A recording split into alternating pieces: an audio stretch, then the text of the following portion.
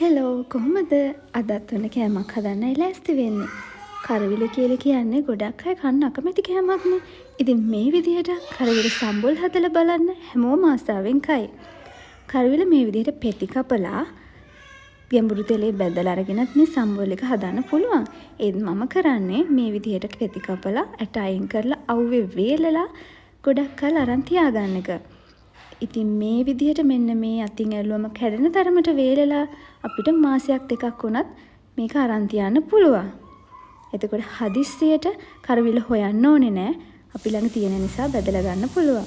ඉතින් මේ විදිහට ගැඹුරු තෙලේ රන්වන් පාට වෙනකම් බදලා අරගෙන ඒකට පොල්, අමු මිරිස්, තක්කාලි, බීලුණු, ඒ වගේම උම්මලකඩ, ලුණු, ගම් මිරිස්, දෙහි ටිකක් දාලා මෙන්න මේ විදිහට රසම රස සම්බොල් එකක් අපිට හදාගන්න පුළුවන්.